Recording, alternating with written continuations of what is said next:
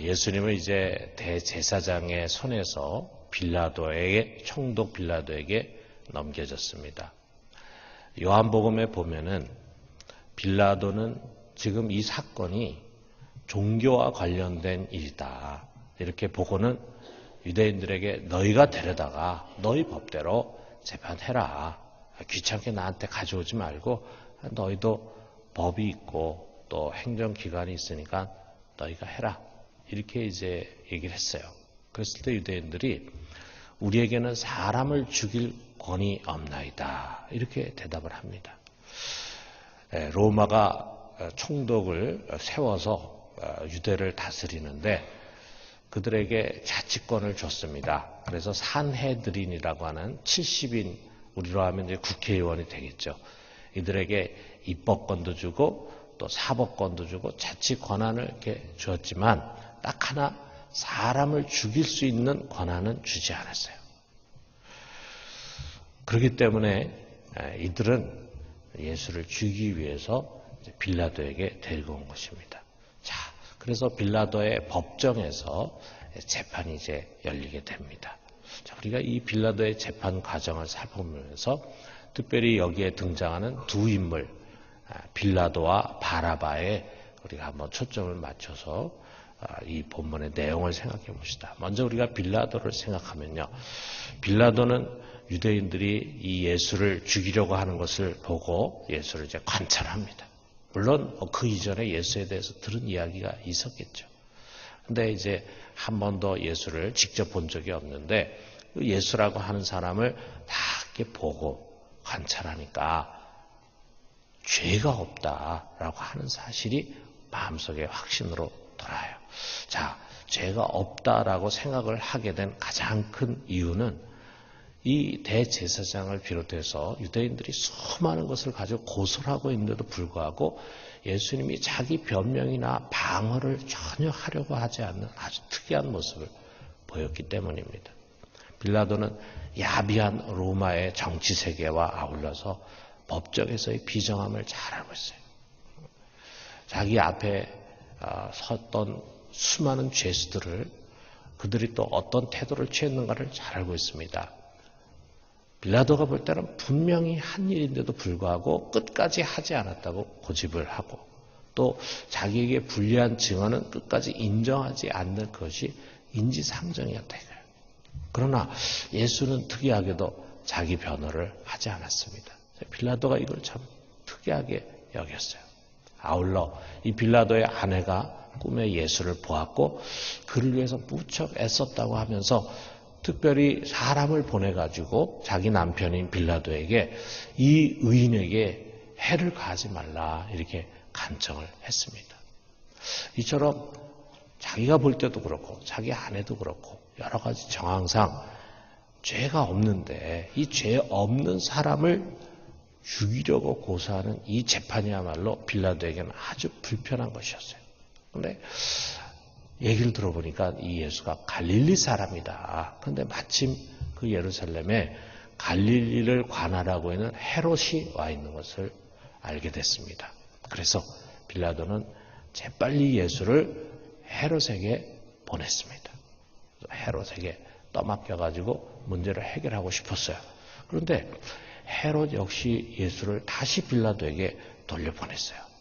이런 정황 속에서 빌라도의 확신은 이것이었습니다. 누가복음 23장 4절에 보니까 빌라도가 대제사장과 무리들에게 이르되 내가 보니 이 사람에게 죄가 없도다. 이거를 유대인들에게 아주 힘주어서 말했습니다. 이 사람 죄 없다. 이렇게 공포를 했어요. 그러면서 이 사태의 동기를 자기 나름대로는 파악을 했는데 이 예수를 죽이려고 하는 게 유대 이 군중들보다도 대제사장들이구나. 이 유대 민중의 인기가 예수님에게 몰리는 것을 보고는 이들이 시기를 했다. 뭐 종교적인 이유에서도 그렇고 또 권력의 차원에서도 그렇고 시기를 했어. 그렇다고 해서 이 대제사장들과 빌라도가 정면으로 대립하는 것은 아무 소득이 없다고 생각을 했습니다. 자, 이런 상황에서 이 정치 구단인 빌라도가 이제 꾀를 냈어요. 뭐냐? 매년 6월절이면은 죄수 한 사람을 특별히 사면을 해줍니다.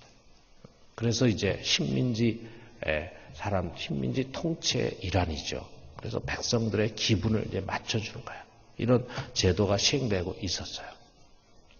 그래서 빌라도는 이 특사 제도를 이용해 가지고 예수를 좀 방면해야 되겠다 이렇게 생각을 했습니다. 그러기 위해서는 유대인들이 제일 싫어하고 두려워하는 그런 죄수를 예수와 함께 등장시켜야 했어요. 그러면은 저 사람은 특별 사면되면 안 돼. 이런 생각을 갖게 되면 이제 예수를 풀어달라고 이제 부탁할 것이라고 생각했죠. 그래서 누구를 세웠냐면 밀란을 일으키고 살인을 해서 옥에 갇힌 바라바였어요. 그러니까 이 사람은 아주 무서운 죄인이었습니다. 사람도 죽이고 막 난리도 일으키고, 특별히 이런 사람들은 그 나라의 지도자들인 사람들, 특별히 대제사장들에게는 아주 두려움과 경계의 대상이 되는 그런 사람이었어요. 그래서 마태복음 27장 17절에 그들이 모였을 때 빌라도가 물어 이르되 너희는 내가 누구를 너에게 놓아주기를 원하느냐, 바라바냐 그리스도라 하는 예수냐니 그랬어요. 자, 이 바라바하고 예수 두 사람을 이렇게 세워가지고 누구를 놔줄까? 그러면은 당연히 이 바라바는 혐오스러운 사람이고 위험한 사람이고, 그러니까 특별히 대제사장들이 바라바 놔주는 건 싫어할 테니까 둘 중에 하나를 내가 특별 사면하겠다 그랬을 때 예수를 택할 것이라고 생각을 했습니다. 그런데 아니었어요. 대제사장들과 장로들의 충동질에 의해서 무리들이 도리어 바라바를 놔달라고 소리를 질렀습니다. 빌라도 얼마나 당황했겠어요. 그러면서 그러면은 유대인의 왕이라고 하는 이 예수를 내가 어떻게 하랴 물었습니다. 그러자 그들이 저를 십자가에 못 박게 하소서 말했어요. 정말 빌라도는 깜짝 놀랐습니다. 왜? 이 십자가 형벌이 물론 로마에서 만들긴 했지만 이건 정말 아무나 십자가에 매다는 게 아니거든요. 이거는 아주 큰 죄를 지은 중죄인들만 십자가에 매달지, 그냥 무슨 잘못을 저지르고 죄를 짓고 한 사람들은 절대 십자가에 매다는 일이 없거든요. 그런데 이 죄가 없어 보이는, 이 순전해 보이는 이 사람을 십자가에 매달라고 지금 요구하는 거예요.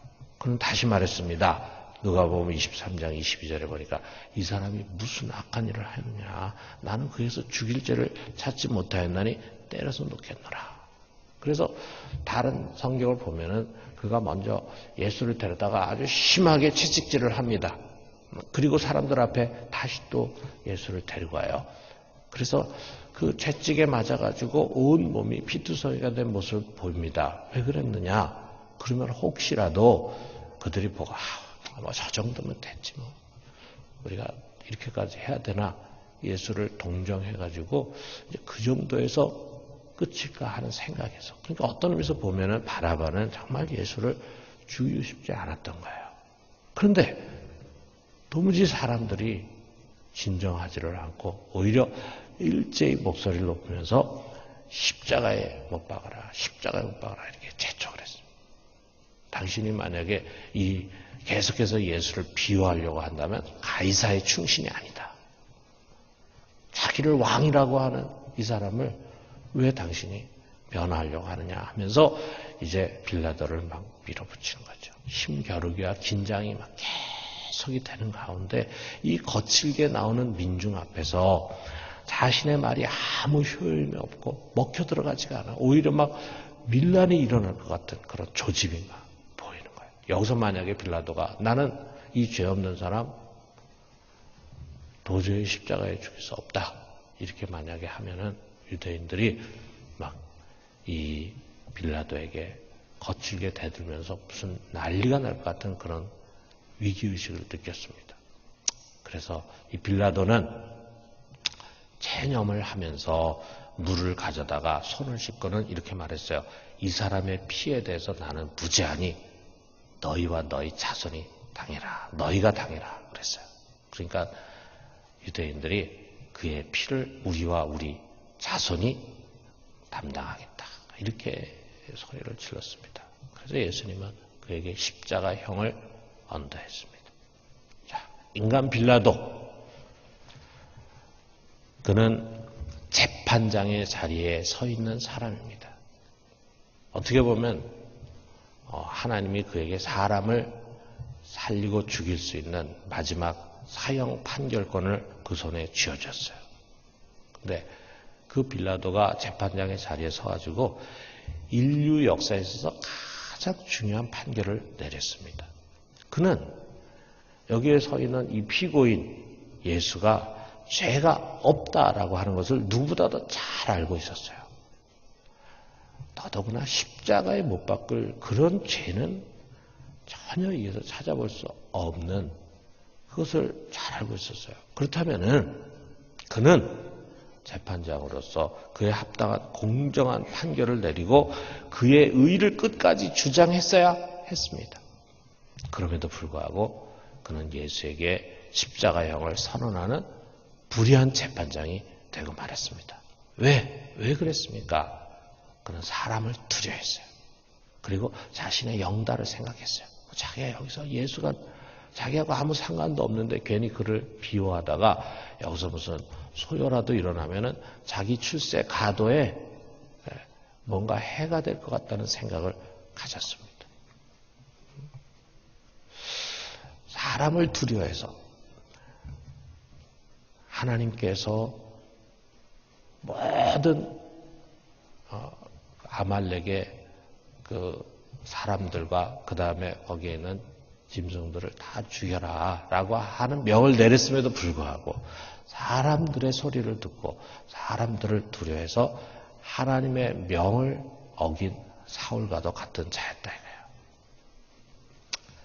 그러나 여러분, 인간 빌라도야말로 오늘날 우리들의 모습이 아닌가 우리가 한번 돌아봅시다. 여러분, 우리는 예수님이 누군가 하는 것을 잘 알고 있습니다. 그는 하나님의 아들이고 의인이고 우리 모두의 유일한 구세주이십니다. 우리는 이것을 믿고 있어요. 그렇다면은 우리는 이 시대 속에 바로 예수 그리스도의 증인이 돼야 돼요. 증인, 그것은 여기 빌라도 법정에서 일어나는 재판과 같이 재판에서 사용하는 용어입니다. 재판석에서 증인을 세워가지고 사실대로 증거하는데 하나님께서 우리를 예수가 그리스도라고 하는 것을, 유일한 구주라고 하는 것을 세상 속에 증거하기를 명하십니다. 주님께서 이렇게 선언했어요. 사도행전 1장 8절에 보니까 오직 성령이 임하시면 너희가 권능을 받고 예루살렘과 온 유대야 사마리아 땅까지 이르러 내 증인이 되리라. 다시 말해서 우리 주님께서 승천하셔서 하나님 우편하셔서 성령을 받아서 우리에게 보내주신 목적은 우리로 하여금 그의 증인을 만들기 위한 것이라 이거예요. 그럼에도 불구하고 수많은 그리스도인들이 이 증인의 일을 회피합니다. 사람들 기분 맞추고 사람들 듣기 싫어하는 소리 듣지 않게 하기 위해서 침묵해. 여러분, 우리가 법정 영화에 보면은 그런 게 있잖아요. 그 사람 증인이에요. 그 사람이 바르게 증언하면은 재판이 정의롭게 진행될 수가 있어요. 그런데 그 사람이 여러 가지 이유로 인해서 혹시 내가 이 증언을 함으로 인해서 위해를 받을까봐 또는 재판석 앞에 나가는 것이 귀찮아서 그래서 증인되는 것을 기피합니다. 심지어는 때로는 협박을 받아가지고 너 만약에 재판장에 가서 증언하면은 내가 너와 너의 가족 가만두지 않겠다. 뭐 이런 협박의 얘기가 두려워가지고 증언의 자리에 서는 것을 회피합니다. 우리가 그런 사람으로 살아가기 쉽다 이거예요.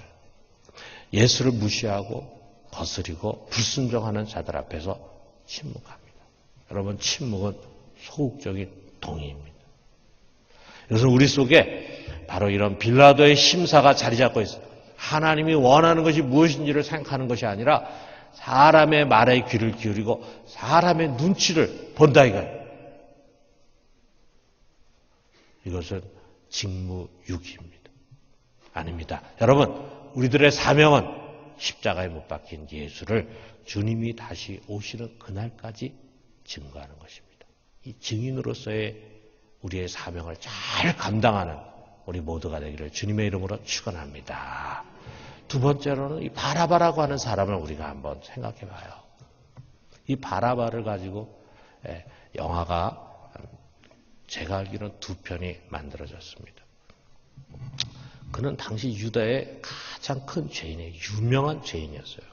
정말 그야말로 당연히 십자가에 못 박혀야 할 첫 번째 대상입니다. 밀란을 일으켰죠. 살인을 했죠. 이런 사람은 로마에서는 당연히 십자가에 못 박힐 사람이에요. 그런데 그가 살아났습니다. 예수 때문에 살아났어요. 만일 예수가 아니었다면 여러분 빌라도는요 결코 바라바를 사면 대상으로 넣지 않습니다. 왜? 이 바라바라고 하는 사람은 유대 사람들뿐만 아니라 로마에게도 아주 위험한 사람이에요. 이런 사람은 십자가에 못 박혀 죽여야 돼. 그런데 뭐 때문에 빌라도가 이 바라바를 사면 대상으로 세웠습니까? 목적은 하나예요.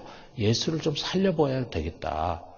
예수를 풀어내기 위해서는 아주 지독한 유대인들이 다 싫어하는 살인자를 세워야 됐기 때문에 바라바를 세웠는데 그만 빌라도의 생각이 빗나가고 말았다 이거죠.